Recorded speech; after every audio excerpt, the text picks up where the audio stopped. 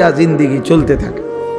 বিশ্রাম হবে ইনশাআল্লাহ যেদিন কবরে পৌঁছবে সেদিন, আরাম হবে যেদিন জান্নাত হবে সেদিন। এজন্য ছেলেরা নষ্ট হলো কেন? কেন নষ্ট হয়ে গেল?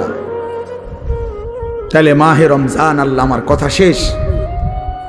আল্লাহ বলছে বান্দা এটা আমার মাস, রমাদানু শাহরুল্লাহ। নবীজি বলছে রমজান আল্লাহর মাস, রমজান আল্লাহর মাস, রমজান আল্লাহর মাস। প্রিয় বন্ধু, রমজান সামনে। আল্লাহ কোরআন নাজিল করেছেন, কোন এক রাত্রে নাজিল করছেন, অথচ অনন্তকালের জন্য ওই এক রাত যতবারই ফিরে আসে ততবারই দাম। কোন এক বছর না রমজানে নাজিল হইছে, বোঝেন নাই কথাটা? প্রত্যেক বছরই কি রমজানে কোরআন নাজিল হয়? কিন্তু ওই কোন এক মাসে নাজিল হইছে, সেই 610 খ্রিস্টাব্দে নবী সাল্লাল্লাহু আলাইহি সাল্লামের বয়স যখন 40 তখন। কিন্তু এরপরে তো 1450 বছর চলে গেছে। 1450 বছর ধরে যতবার রমজান ফিরে ফিরে আসে ততবার কোরআন রমজানকে দামি বানায়।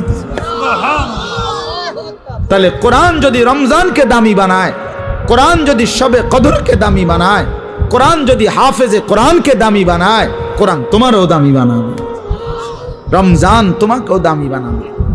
তুমি কদর করো, তুমি কদর করো ভাইয়া।